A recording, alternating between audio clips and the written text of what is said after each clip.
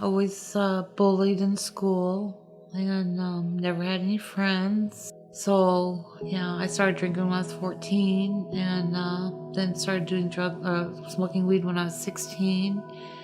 And then I got married to my first husband when I was 18.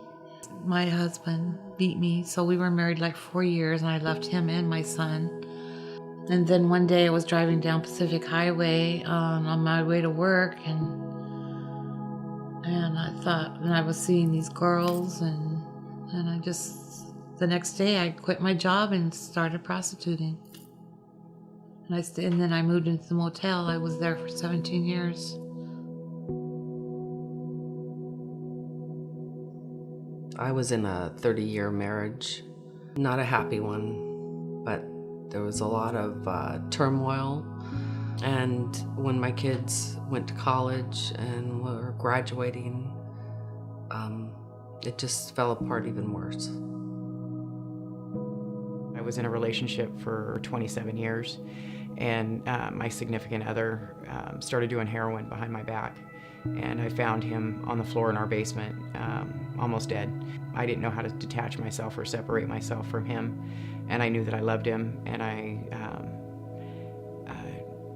was forced to shoot him up for a while, and then I got so depressed and sad, I started doing it myself. Ever since I could remember, I think I was like maybe 8 or 9 when I started looking in the medicine cabinet for medications. Everybody that I knew in my family, they abused drugs. And as far as I knew, it didn't matter what kind of pill, as long as it was a pill. At 13, I got kicked out of my house and entered a world of prostitution and started using drugs. I just wanted to be loved, and I just wanted to fit in.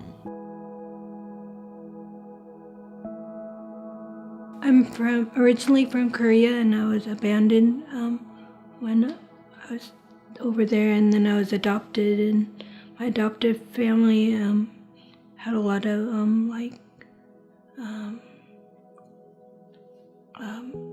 abuse and towards my mother and towards my oldest brother, and a lot of emotional abuse to us girls, with me and my sister. It led to a lot of me being a people pleaser and get into situations that I probably shouldn't be in emotionally, and trying to please the other person. I had loving parents. My mom drank. She did the best she could, and my dad worked a lot, so I didn't see him much. They introduced me to church and took me to church, and I did Bible study, and things seemed pretty normal until about the age of 14, when I was raped, and everything changed, and I stopped going to church, and I started using drugs and alcohol. Ended up living in cars, ended up shooting cocaine and heroin, and doing all sorts of other things that were really immoral and damaging to my heart and who I am. There were a couple times where I tried to end my life, and I'm just so grateful to the Union Gospel Mission for turning my life around.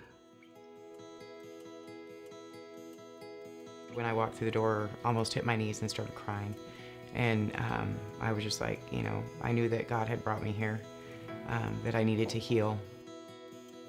I feel like God talks to us, and He talks to us and He speaks to our heart, and I knew that this is where I needed to be. I've learned a lot from Whole Place, and like safe people and boundaries and self-worth and love, God's love. I have a relationship with Jesus now. I've seen him work already miracles in my life.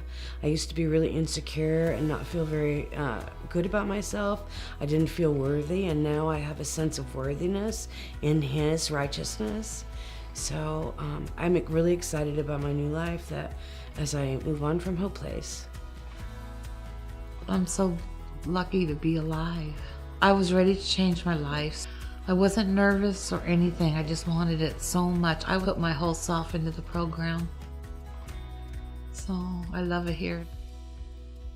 Just seems like the more scripture I read, the more balanced I became, the more hopeful I became.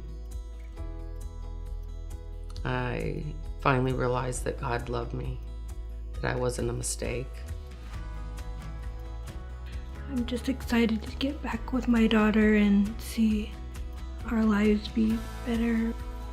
I feel like my wounds have healed, like I'm able to go back out on my own again and be a productive part of society and help give back the way that, the mission has helped me. So I'm excited to be self-supporting and to be on my own 2 feet and to craft the new creation of myself, the gift I've been given of my new life.